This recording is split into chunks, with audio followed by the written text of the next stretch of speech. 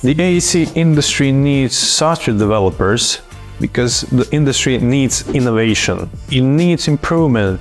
It has stale workflows. It has behemoths that are stuck in their own ways. But we need much more flexibility, much more creativity, and much more tools. When I was working as an architect, I was miserable a lot of times, and I guess I'm not the only one. In 2022, in a study done in the USA, 90% of architects said that they are hoping to see an improvement in their working conditions, and over half of them said that they would recommend against working in architecture.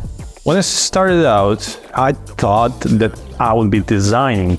What I actually ended up doing was reading through documents, preparing Excel sheets, doing some designing, of course. But then again, modeling stuff in one of 60 BIM software that we had. And after that software booted up, I would just keep on fighting it to do what I wanted to do, and it just flat out refused. I guess fighting software was the time sink that I hated the most, because that tool was supposed to help me, not lock me in my way. It's a horrible thing when your designing process is limited by the tools that you use and not by your ideas and your thinking process. The worst thing with enterprise software is that they're so inflexible. They have their own way of doing things, and it was tailored to fit the markets. I had different approaches that I wanted to utilize. Enterprise software has a whole bunch of features, but very often there's one feature that you need, but it is not there. And that software gets improvements and features on a yearly basis. So if you don't have a feature right now and it hasn't been released with the latest version, you have to wait for another year in the hopes that it might get released. Imagine having 10 architects working on a problem and they are wasting 2 hours per month. That's 240 hours in a year that you are spending on mindlessly clicking, on not invoicing your clients. And I think we can all agree that 2 hours per month of wasted time on inefficient software is a pretty generous estimate.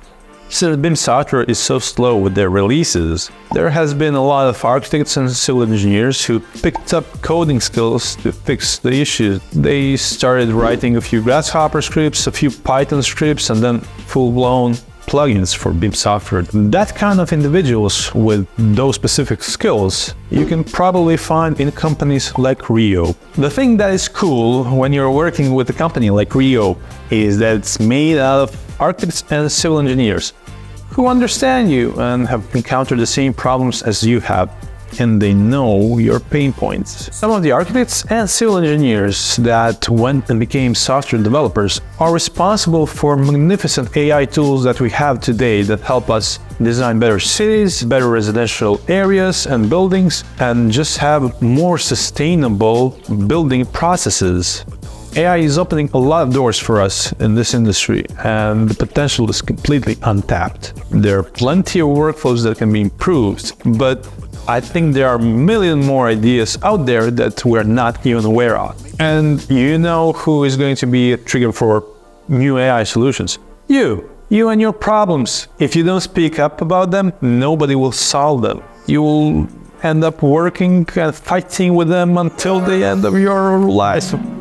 Innovation is achieved when you are working, you run into problems, and you get mad, and you realize it shouldn't be like this. The quality of BIM software can be better, it can be improved, and it is constantly being improved by companies like Reope that are trying to push the limits by building new scripts, new plugins, new software that will help designers and engineers do their work more efficiently.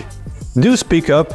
Tell us what's bothering you, whatever the issue is that makes your team go ballistic. That's the issue that we want to talk about. That's the issue that is fun and exciting for us to solve.